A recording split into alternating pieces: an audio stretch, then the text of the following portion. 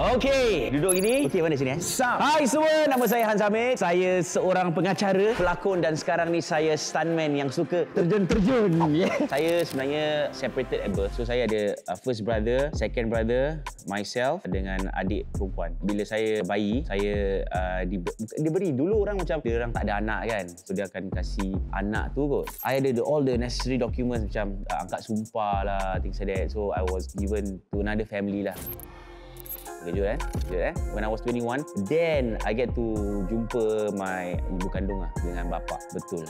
Nangis lah. Sedih lah kan. Sebenarnya macam mana tau, kita dulu time raya kita macam sedar-sedar kan. Bila I nampak macam kira 3 adik-beradik lah. Abang, adik dengan adik perempuan tu. Sebenarnya tu adik-beradik saya tau. Tapi saya tak tahu apa. Pasal I separated apa. So kita macam main-main. Tapi I have this bond macam I rasa macam I kenal korang. Tapi macam tak tahu dari mana tau. Kadang-kadang kita very close to the cousin. Kita rasa macam this is family lah kan. Kita dapat tahu sebenarnya diorang tu semua adik-beradik saya. Dari segi emosi kan, memang macam terganggu sikit lah. Rasa macam kenapa sih banyak-banyak adik-beradik, kenapa saya lah kan, kenapa tak yang lain. Apapun saya nak berterima kasih kepada mama saya sebab yang menjaga saya, adopt saya. Saya rasa happy lah sekarang. Saya rasa macam saya ni in a comfortable family. Macam saya cakap, saya separated at birth. Tu yang saya nak sangat tahu apa saya berketurunan. Ada orang cakap saya ada keturunan orang Indonesia, Jawa, Boyanis. Tapi dalam IC saya diorang tak Boyanis. Tapi saya harap ada macam keturunan macam Mak Saleh sikit lah, sikit. 1% pun saya happy. Okay. Kita tengoklah.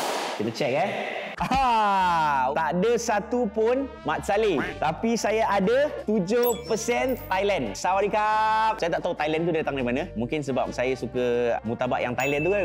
Tapi yang saya rasa menarik sangat, saya ada 2% Papua New Guinea. Kira orang apa? Origin. Aborigin apa? Jadi ada 6% Indian, Telugu, 2% lagi Gujarati. Ada lagi, one more. Tamil 1%. 82% Melayu. I rasa it's very interesting sebab I dapat tahu I punya ancestors kan. Tapi apa pun tak boleh lari lah. 82% Melayu. Tak boleh buat apa guys. Tak apalah, tak apa. Kasih cana. Melayu, Thailand, India ni semua saya tak pandang. I'm a Papua New Guinea. Welcome to my crib, brother. Tapi saya tak tahu lah dari mana datang the Papua New Guinea lah. Mungkin bapak kot. Saya rasa penting sebab mungkin ada golongan orang Singapura ni mungkin tak tahu diorang punya latar belakang. Mungkin diorang rasa macam was-was. Tu saya rasa dengan adanya DNA test ni sangat penting lah untuk orang yang nak tahu diorang punya latar belakang dari siapa. Macam saya rasa penting sebab saya separated at birth. Saya nak tahu. Kepada mereka yang nak cuba, jangan fikir-fikir, cuba terus. Okay guys, kalau korang semua boring-boring, tak tahu nak buat apa, jangan lupa untuk saksikan Origin di Mi Watch sekarang juga. Boleh binge watch lah macam ni kan.